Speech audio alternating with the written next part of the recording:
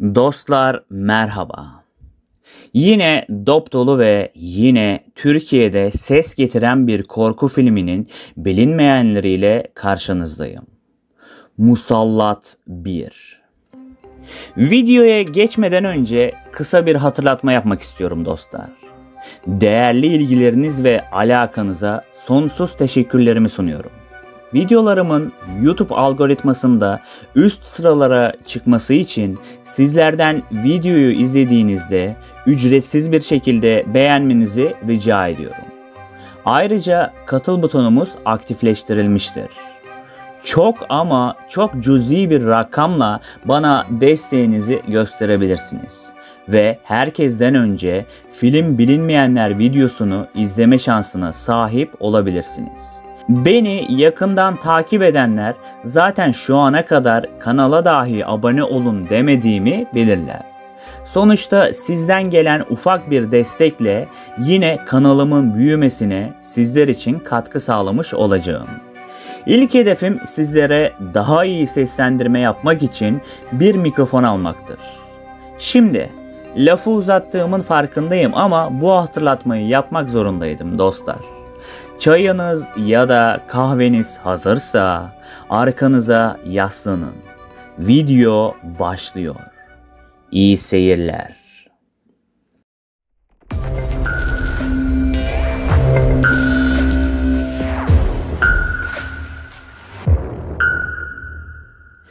Birbirlerine büyük bir aşkla bağlı olan Suat ve Nurcan yaşadıkları köyde mutlu bir yaşam sürmektedirler. Herkesin gıpta ile izledikleri aşklarını artık evlilikle taçlandırma zamanları gelmiştir. Fakat mutlu çiftin bu kararı alması ile başlarına büyük bir bela musallat olur. Başka dünyalardan gelen bir varlık çevrelerinde açıklaması imkansız olaylara neden olacak ve çiftin tüm yaşamını etkileyecektir. Artık ne yaşamları ne de aşkları eskisi gibi huzur dolu değildir.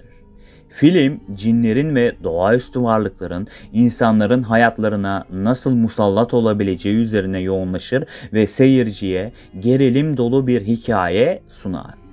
Yönetmen Alper Mesci, Musallat filminin senaryosunu oluştururken Türkiye'deki cin hikayelerinden ilham aldığını belirtmiştir.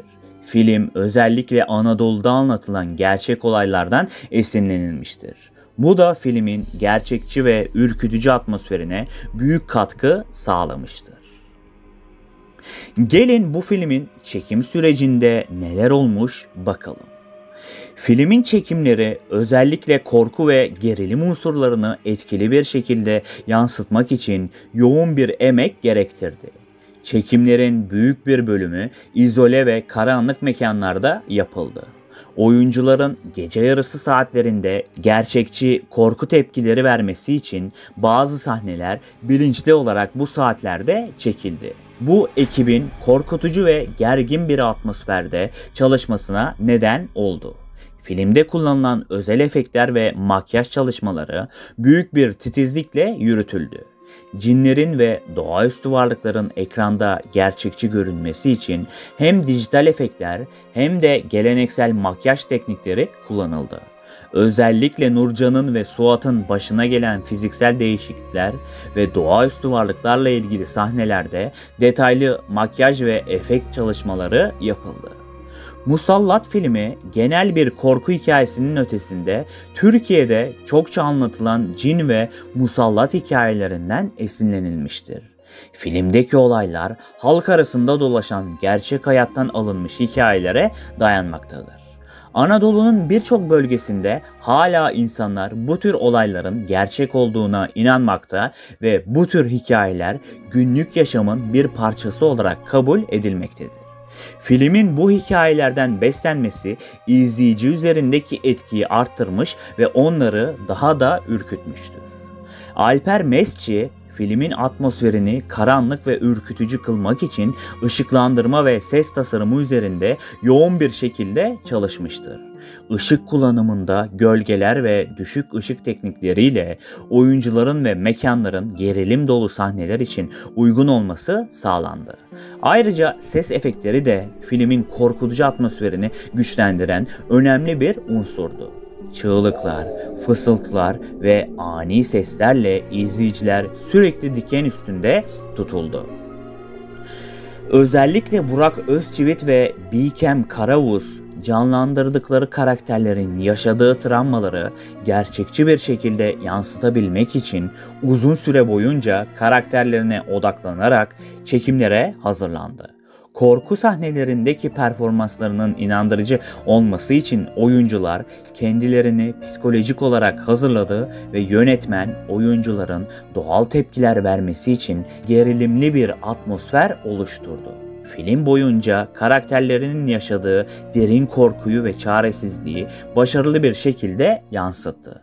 Özellikle Burak Özçivit, filmdeki karakterinin içsel çöküşünü ve yaşadığı paranoyayı o kadar güçlü bir şekilde canlandırdı ki çekimler sırasında karakterin karanlık ruh hali set dışında da oyuncuyu etkilemiştir. Bu tür yoğun duygusal performanslar filmin gerilimini zirveye taşımıştır. Çekim sırasında set ekibi ve oyuncular bazı garip olaylar yaşadıklarını belirtmiştir.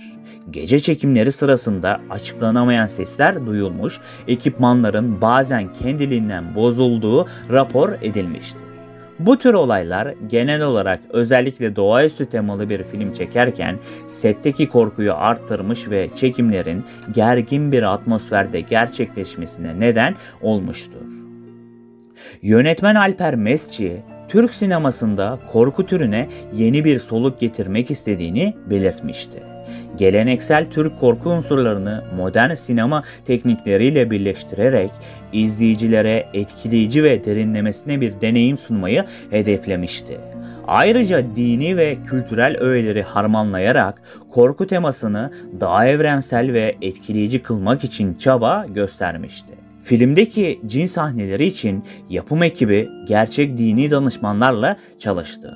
Cinlerle ilgili sahnelerin ve ritüellerin mümkün olduğunca gerçekçi olması için dini metinlere ve Anadolu halk inanışlarına dayanan detaylara yer verildi.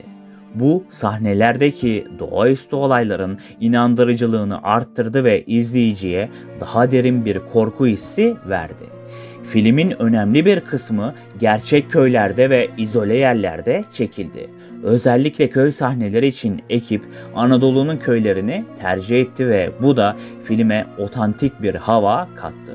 Çekimlerin yapıldığı köyler mistik ve gizemli bir atmosferiyle filmin hikayesine doğal bir korku öğesi kattı. Bu mekanlar ekibin de atmosferden etkilenmesine ve sahnelerin gerçekliğinin artmasına neden oldu. Musallat, Türk korku sinemasında bir dönüm noktası olarak kabul edilir. Filmin başarısı yerli korku filmlerinin daha fazla ilgi görmesine ve bu türün Türk sinemasında daha fazla yer bulmasına öncülük etmiştir. Alper Mesci, korku türünde özgün bir yaklaşım sergileyerek filmin İslami inançlarla batıl inançları birleştiren yapısını etkili bir şekilde işlemiştir. Musallat sadece Türkiye'de değil, uluslararası alanda da dikkat çekmiştir. Film Almanya ve bazı Avrupa ülkelerinde de gösterime girmiş ve burada yaşayan Türk izleyiciler tarafından ilgi görmüştür. Ayrıca film dünya genelindeki korku festivallerinde gösterilmiş ve Türk korku sinemasının yurt dışındaki tanıtımına katkıda bulunmuştur. Set ekibi doğaüstü bir film çektikleri için geleneksel inançlara başvurarak çeşitli koruyucu yöntemler uygulamıştır. Bazı sahnelerin çekimleri sırasında set ekibi nazardan korunmak ve cinleri uzak tutmak amacıyla Kur'an'dan dualar okumuş veya setin belirli köşelerine tılsımlar yerleştirilmiştir. Bu hem oyuncuların hem de ekibin psikolojik olarak rahat hissetmesine yardımcı olmuştur. Filmin konusunun merkezinde cinler gibi dini ve ruhani temalar bulunduğu için yapım aşamasında bazı sahnelerin dini açıdan uygun olup olmadığını kontrol etmek amacıyla ruhani danışmanlar devreye girmiştir. Yönetmen Alper Mesci, senaryodaki bazı kısımların İslami inançlara uygun olmasını sağlamak için İslam dini uzmanlarından ve bu alanda bilgili kişilerden danışmanlık almıştır. Bu özellikle cin sahnelerinin ve ritüellerin ekrana doğru şekilde yansıtılmasında büyük rol oynamıştır. Filmin bir kısmı Almanya'da geçmekteydi. Çünkü filmdeki baş karakter Suat, Almanya'da işçi olarak çalışıyordu. Bu durum Avrupa'daki Türk izleyicileri için daha fazla ilgi çekici bir hale gelmişti. Bu yüzden film özellikle Almanya'da yaşayan Türkler için düzenlenen özel gösterimlerle Avrupa'da da geniş bir izleyici kitlesine ulaşmıştır. Göçmen Türk işçilerin hayatını ve ruhsal sıkıntılarını yansıtan film bu kitlede büyük yankı uyandırmıştır. Musallat sadece doğaüstü korku unsurları ile değil, aynı zamanda psikolojik gerilim ile de dikkat çekmektedir. Özellikle Suat'ın ve Nurcan'ın yaşadıkları içsel korkular, onların ruhsal dünyasındaki çöküntü, filmdeki gerilimi bir kat daha arttırmıştır. Bu nedenle film klasik bir cin filminden daha fazlası olmuş, karakterlerin içsel mücadelelerini ve psikolojik yıkımlarını da başarılı bir şekilde yansıtmıştır.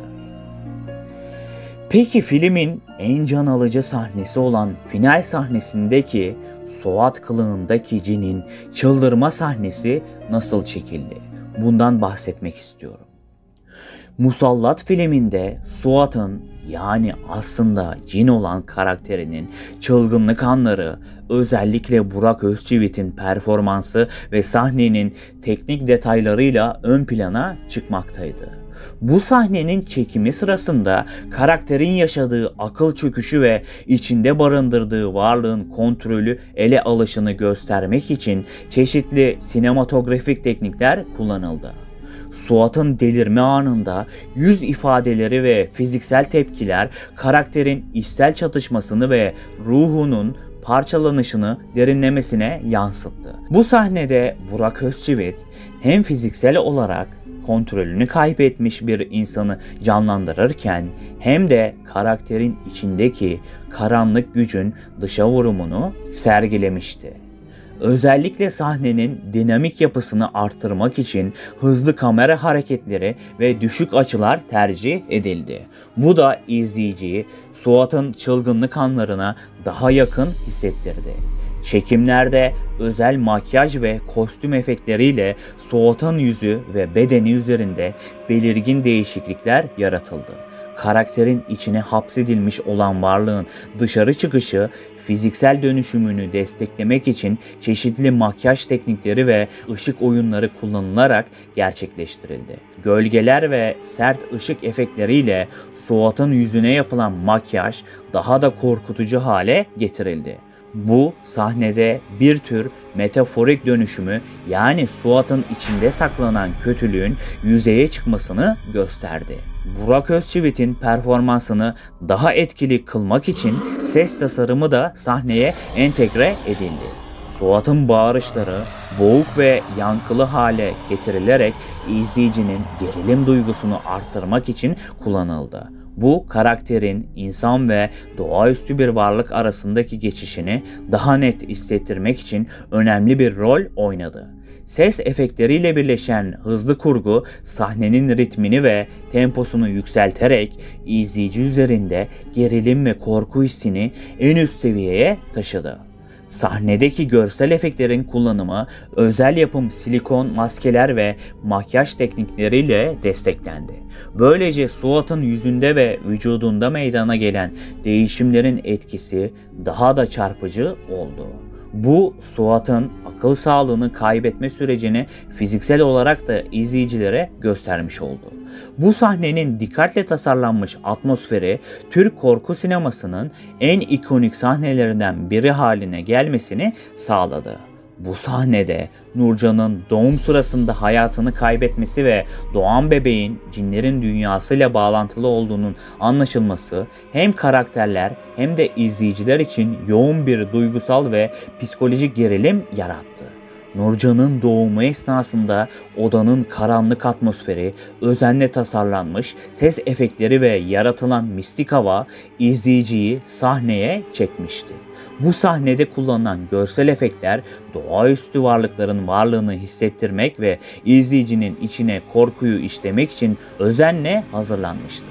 Yönetmen Alper Mesci, sahnenin gerçekliğini artırmak amacıyla özellikle düşük ışık kullanımı ve dar açılarla çalıştı. Böylece seyirciler kendilerini olayların tam ortasında hissedebilmişti. İşte böyle dostlar. Benim de en etkilendiğim film final sahnelerinden biri olan bu bölüm gerçekten de o çıldırmayı hissettirmeyi başarıyor. Şimdi dostlar, gelin filmin tekrar bir başına dönelim. Hacı Burhan Kasavani'nin notlarından cümlesi bize neyi anlatıyor? Gelin birlikte bu olaya yakından bakalım. İddialara göre Hacı Burhan Kasavi 1970 ve 1980'li yıllarda yaşamış. Doğum ve ölüm tarihi hakkında net bilgiler olmasa da özellikle Anadolu'da dini öğretilerini ve tasavvufi düşüncelerini yaymasıyla tanınmıştır. Kasavi birçok farklı medrese ve dergâhta eğitim almış. Zamanla önemli bir mürşit olarak kabul görmüştür. Yaşadığı dönemde halk üzerinde büyük etkisi olmuş ve İslam ahlakı ile dini bilgiye dair dersler vermiştir. Hacı Burhan Kasavi'nin mistik yönü ve tarikatlardaki etkisi onun manevi bir lider olarak öne çıkmasına neden olmuştur. Kasavi hakkında halk arasında anlatılan pek çok efsane ve menkıbe de bulunmaktadır.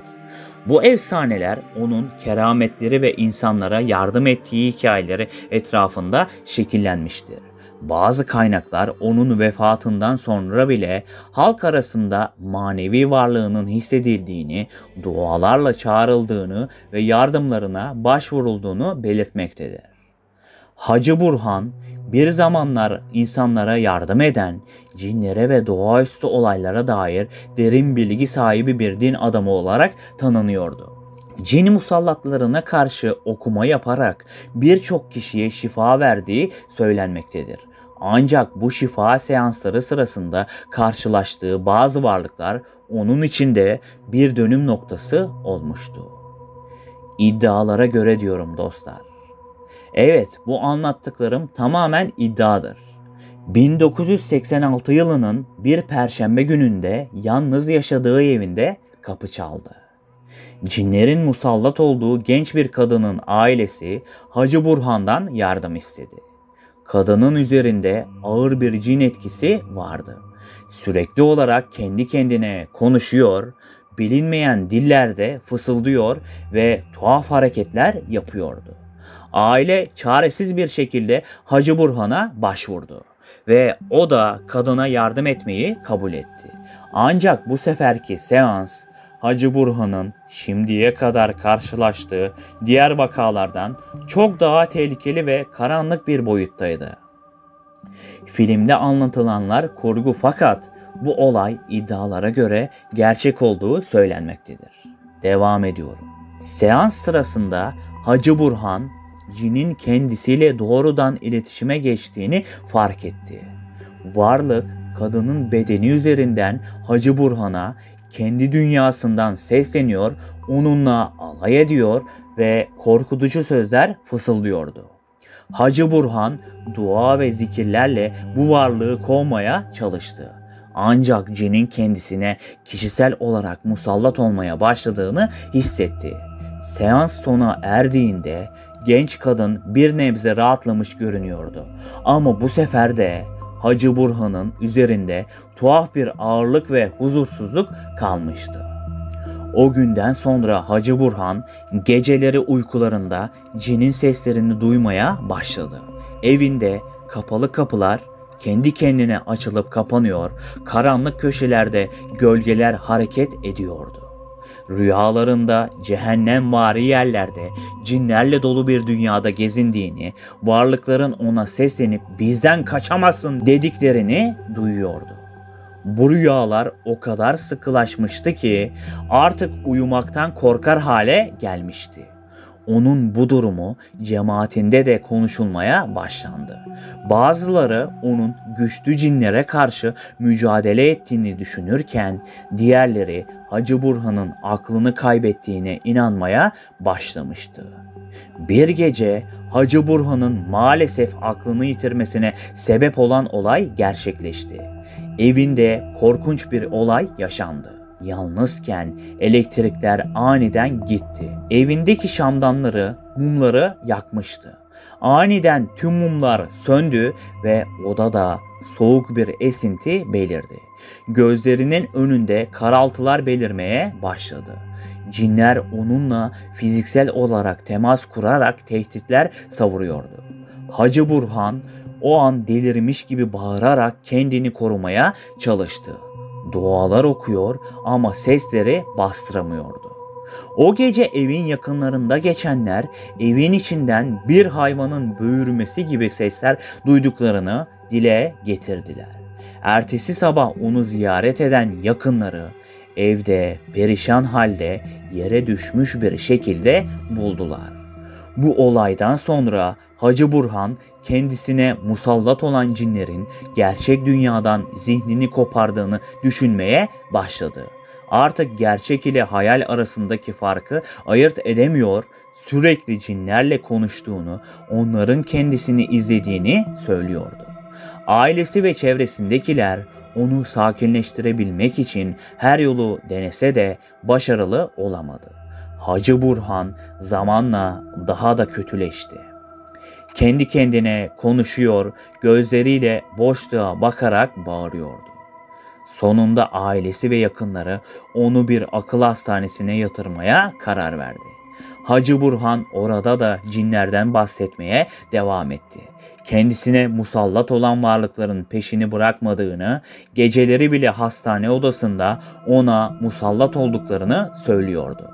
Doktorlar onun bu durumunu halüsinasyon olarak değerlendirirken halk arasında onun gerçekten cinlerin etkisi altında olduğuna inanıldı. İşte böyle dostlar. Kısıtlı bilgiler eşliğinde sizlere sunacaklarım bu kadar. Videoyu beğenmeyi ve sizlerin de bu konudaki yorumlarınızı merak ediyorum. Bir başka film bilinmeyenlerinde görüşmek üzere. Ben Kapital Burak.